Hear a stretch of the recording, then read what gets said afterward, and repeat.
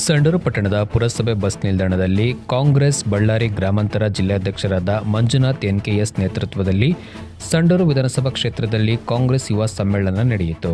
ಇದಕ್ಕೂ ಮುನ್ನ ಪಟ್ಟಣದ ಎಪಿಎಂಸಿ ಮೈದಾನದಿಂದ ಪ್ರಾರಂಭವಾಗಿ ವಿಜಯ ವೃತ್ತದ ಮೂಲಕ ಪುರಸಭೆ ಬಸ್ ನಿಲ್ದಾಣದವರೆಗೆ ಪಂಜಿನ ಮೆರವಣಿಗೆ ನಡೆಯಿತು. ಈ ವೇಳೆ ಸಂಡೂರಿನ ಶಾಸಕಿ ಅನ್ನಪೂರ್ಣ ತುಕಾರಾಂ ಅವರ ಸಮ್ಮುಖದಲ್ಲಿ ಕರ್ನಾಟಕ ಪ್ರದೇಶ ಯುವ ಕಾಂಗ್ರೆಸ್ ಅಧ್ಯಕ್ಷ ಎಚ್.ಎಸ್. ಮಂಜುನಾಥ್ ಗೌಡ ಮಾತನಾಡಿ, ರಾಜ್ಯ ಸರ್ಕಾರದ ಪಂಚ ಗ್ಯಾರಂಟಿಗಳ ಯಶಸ್ಸು ಮತ್ತು ಹೊಸ ಜನಪರ ಯೋಜನೆಗಳನ್ನು ಶ್ಲಾಘಿಸಿದರು. ರಾಜ್ಯಕ್ಕೆ ತೆರಿಗೆ ಪಾಲು ಮತ್ತು ಅನುದಾನ ಹಂಚಿಕೆಯಲ್ಲಿ ಕೇಂದ್ರ ಸರ್ಕಾರ ತೀವ್ರ ಅನ್ಯಾಯ ಮಾಡುತ್ತಿದೆ ಎಂದು ಆರೋಪಿಸಿ, ಕೇಂದ್ರ ಸರ್ಕಾರದ ಜನವಿರೋಧಿ ನೀತಿಗಳ ವಿರುದ್ಧ ಬೃಹತ್ ಅಭಿಯಾನ ರೂಪಿಸಬೇಕು ಎಂದು ಪಕ್ಷದ ಕಾರ್ಯಕರ್ತರಿಗೆ ಕರೆ ನೀಡಿದರು. ಮಹಾತ್ಮ ಗಾಂಧೀಜಿ ಅವರು ದಕ್ಷಿಣದ ಕಾಶ್ಮೀರ ಎಂದು ಕರೆದಿದ್ದ ಈ ಪುಣ್ಯಭೂಮಿಯಿಂದ ನೀವು ಗಾಂಧಿ ಮುನ್ನಡೆಸಿದ ಕಾಂಗ್ರೆಸ್ ಪಕ್ಷವನ್ನು ನಿರಂತರವಾಗಿ ಗೆಲ್ಲಿಸುತ್ತಿದ್ದೀರಿ. ನಿಮ್ಮ ಈ ಅಚಲ ಬೆಂಬಲದಿಂದಾಗಿಯೇ ಸಂಸದರಾದ ಈ ತುಕಾರಾಂ ರವರು ಮತ್ತು ಶಾಸಕರಾಗಿ ಅನ್ನಪೂರ್ಣ ತುಕಾರಾಂ ರವರು ಆಯ್ಕೆಯಾಗಲು ಸಾಧ್ಯವಾಯಿತು ಅಂತ ಈ ಉಪಮುಖ್ಯಮಂತ್ರಿ ಡಿ.ಕೆ. ಶಿವಕುಮಾರ್ ಅವರ ಹೇಳಿದಂತೆ ಸಂಡೂರಿಗೆ 1200 ಕೋಟಿ ರೂಪಾಯಿ ಅನುದಾನ ಬಂದಿದ್ದು, ಕ್ಷೇತ್ರದ ಅಭಿವೃದ್ಧಿಗೆ ಕಾಂಗ್ರೆಸ್ ಸರ್ಕಾರ ಬದ್ಧವಾಗಿದೆ ಎಂಬುದಕ್ಕೆ ಇದು ಸಾಕ್ಷಿಯಾಗಿದೆ ಎಂದರು.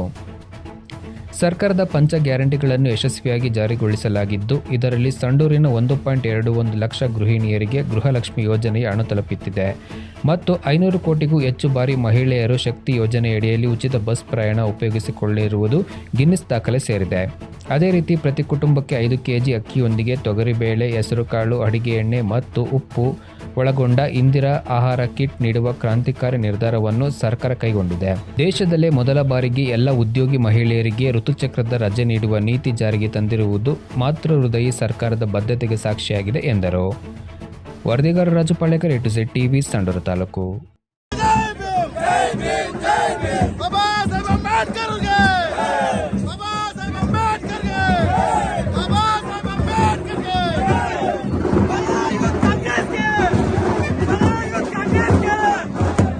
ಮತಗಳತನ ಇಲ್ಲಿ ಅವರು ನೇರವಾಗಿ ದೇಶವನ್ನು ಗೆಲ್ಲಕ್ಕಾಗದೇ ಇರೋದಕ್ಕೋಸ್ಕರ ಇವತ್ತು ಹಿಂಬಾಗಿಲಿಂದ ಬಂದು ತಮ್ಮ ಅಧಿಕಾರವನ್ನು ಮತ್ತು ಸರ್ಕಾರವನ್ನು, ಕೇಂದ್ರ ಸರ್ಕಾರವನ್ನು ದುರುಪಯೋಗ ಪಡ್ಕೊಂಡು, ಚುನಾವಣಾಧಿಕಾರಿಗಳನ್ನು ದುರುಪಯೋಗ ಪಡಿಸಿಕೊಂಡು ಅವರಿವತ್ತು ಒಂದು ಅಧಿಕಾರವನ್ನು ಹಿಡಿದಿದ್ದಾರೆ. ಮುಂದಿನ ದಿನಗಳಲ್ಲಿ ಯುವಕರು ನಿಮ್ಮ ಮಾತುಗಳಿಗೆ ಮರಳಾಗೋದಿಲ್ಲ. ಭಾರತದಲ್ಲಿ ಸುಮಾರು 65% ಯುವಕರು ಇದ್ದಾರೆ. ಆ ಯುವಕರೆಲ್ಲ ಬದಲಾಗಿದ್ದಾರೆ. ಮುಂದಿನ ದಿನಗಳಲ್ಲಿ ರಾಹುಲ್ ಗಾಂಧಿ ಅವರು ಪ್ರಧಾನಮಂತ್ರಿ ಆಗೋದು ಶತಸಿದ್ಧ. ಈ ಒಂದು ವೇದಿಕೆ ಮುಖಾಂತರ ಹೇಳ್ತಾ ಇದ್ದೀವಿ. ಬಜೆಟ್ ನಲ್ಲಿ ಕೂಡ ಏನಾದ್ರೂ ಒಂದು ಪ್ರತಿಮೆ ಮಾಡ್ತಾ ಇದೀವಿ, ಇಲ್ಲಾಂದ್ರೆ ಒಂದು ಪುತ್ಥಳಿ ನಿರ್ಮಾಣ ಮಾಡೋದಕ್ಕೆ ಸಾಕಷ್ಟು ಹಣವನ್ನು ವ್ಯಯ ಮಾಡ್ತಾ ಇದ್ದಾರೆ. ಆ ಪುತ್ಥಳಿ ನಿರ್ಮಾಣ ಮಾಡ್ತಕ್ಕಂತ ಹಣದಲ್ಲಿ ಒಂದೇ ಒಂದು ಫ್ಯಾಕ್ಟರಿ ಅಥವಾ ಒಂದು ಇಂಡಸ್ಟ್ರಿ ಮಾಡಿದ್ರೆ ಸಾಕಷ್ಟು ಯುವ ಜನರಿಗೆ ಕೆಲಸ ಸಿಗ್ತಾ ಇತ್ತು. ಹಾಗೇನೆ ಅವರನ್ನ ಅವಲಂಬಿತರಾಗಿರ್ತಕ್ಕಂಥ ಒಂದು ಕುಟುಂಬಕ್ಕೆ 3 ಹೊತ್ತಿನ ಊಟಕ್ಕೆ ಅನುಕೂಲ ಆಗ್ತಾ ಇತ್ತು.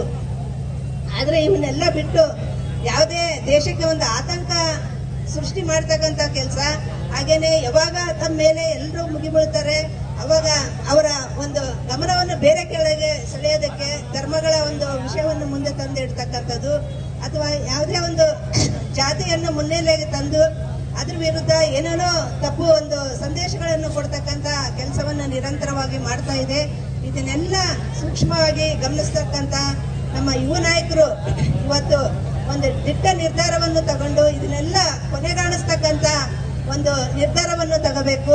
ಇವತ್ತು ನಮ್ಮ ಯುವ ನಾಯಕರಾದಂಥ ರಾಹುಲ್ ಗಾಂಧಿ ಅವರು ಕಾಶ್ಮೀರದಿಂದ ಕನ್ಯಾಕುಮಾರಿವರೆಗೂ ಕೂಡ ಭಾರತ್ ಜೋಡೋ ಅಂತಕ್ಕಂಥ ಒಂದು ಕಾರ್ಯಕ್ರಮವನ್ನು ಮಾಡಿ ಅಲ್ಲಿಂದ ಇಲ್ಲಿವರೆಗೂ ಪಾದಯಾತ್ರೆಯಲ್ಲಿ ಬಂದು ಪ್ರತಿಯೊಬ್ಬ ಶ್ರಮಿಕನ, ರೈತರ ಮತ್ತು ಕಾರ್ಮಿಕನ ಮತ್ತು ಇಂಡಸ್ಟ್ರಿಯಲಿಸ್ಟು, ಆಮೇಲೆ ಯಾರು ಅವಿದ್ಯಾವಂತರಿದ್ದಾರೆ ಅವರ ಕಷ್ಟಗಳನ್ನು ಕೂಡ, ಮತ್ತು ನಿರುದ್ಯೋಗಿ ಯುವಕರು ಯಾರಿದ್ದಾರೆ ಅವರ ಕಷ್ಟಗಳನ್ನು, ಮತ್ತು ಸಾಮಾನ್ಯ ಮಹಿಳೆಯರು, ಗೃಹಿಣಿಯರು ಪ್ರತಿಯೊಬ್ಬರನ್ನು ಕೂಡ ಅವರು ಈ ಒಂದು ಯಾತ್ರೆಯಲ್ಲಿ ವಿಶೇಷವಾಗಿ ಅವರನ್ನ ಕರೆದು ಮಾತಾಡಿಸಿ ಅವರ ಸಮಸ್ಯೆಗಳನ್ನು ತಿಳಿದುಕೊಂಡು ಮುಂದಿನ ನಮ್ಮ ಭಾರತಕ್ಕೆ ಏನು ಅವಶ್ಯಕತೆ ಇದೆ ಅದಕ್ಕೆ ಪೂರಕವಾದಂತಹ ಯೋಜನೆಗಳನ್ನು ನಾವು ಮಾಡಬೇಕು.